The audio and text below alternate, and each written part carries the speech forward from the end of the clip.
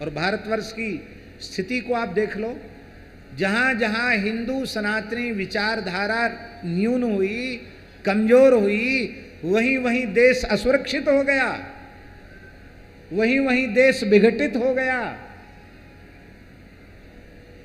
हम ये बिल्कुल नहीं कहते कि एक विचारधारा का देश की स्वतंत्रता में कोई सहभागिता नहीं है, अवश्य है, लेकिन उस विचारधारा ने जो देश का विभाजन स्वतंत्र होने के पहले स्वीकार किया, वो किस आधार पर स्वीकार किया? क्या यह बात हिंदुओं की ओर से आई कि हम उनके साथ नहीं रह सकते हैं?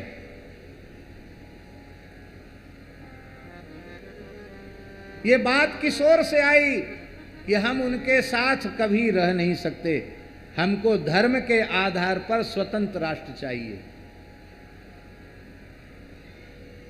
और वह एक ऐसा नासूर बन गया जिसकी पीड़ा तब तक इस देश को झेलनी पड़ेगी जब तक कि विभाजन की रेखा समाप्त नहीं होती है।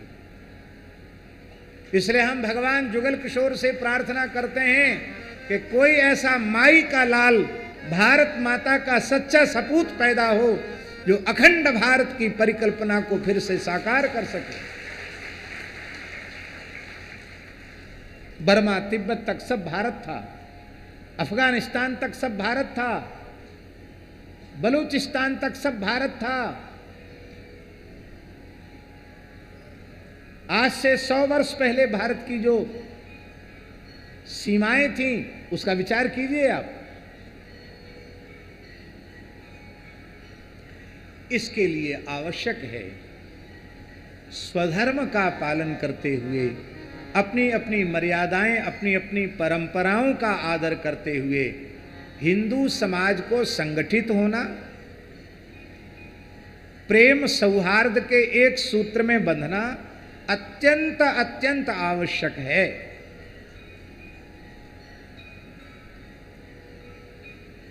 यदि हम विघटित हो रहे हैं, ब्रजेंद्र जी, यदि हम विघटित हो रहे हैं और या विघटन होवे ऐसा कोई काम कर रहे हैं तो हम राष्ट्रद्रोह कर रहे हैं,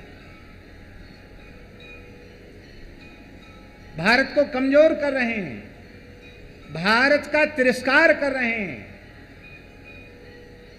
इसलिए संत समाज का भी संगठित होना जरूरी है और संपूर्ण हिंदू समाज का संगठित होना भी आवश्यक है।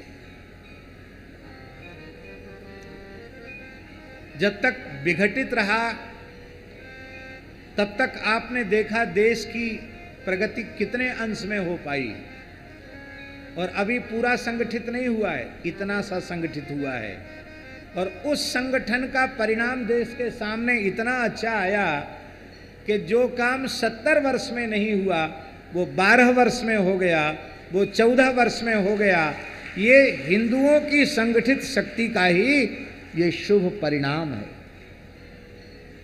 इसलिए मैं बहुत विनम्रता से कहता हूं कि एक दूसरे को नीचा दिखाने में अपना समय और अपनी ऊर्जा नष्ट न करो। संपूर्ण समाज स्वधर्म का आचरण करते हुए, वैदिक वर्णाश्रम व्यवस्था का आदर करते हुए, संपूर्ण समाज द्वेष, भय, घृणा, ऊंच नीच की भावना से विमुक्त होकर के प्रेम सौहार्द के एक सूत्र में कैसे संगठित होवे, कैसे जुटे, इसकी बहुत आवश्यकता है। बड़ी प्रसन्नता है कि इस जुगल किशोर जी के मंदिर के प्रांगण में जो उत्सव हो रहा है, इस उत्सव का निमंत्रण ब्रजेंद्र सिंह जी ने सबके द्वार द्वार जाकर के दिया। समाज का कोई वर्ग ऐसा नहीं छोड़ा जिसको न कहा हो कि आप किशोर जी के प्रांगण में आओ। ये बहुत अच्छी बात, बहुत बढ़िया बात। बोलो श्री जुगल किशोर जी महाराज की।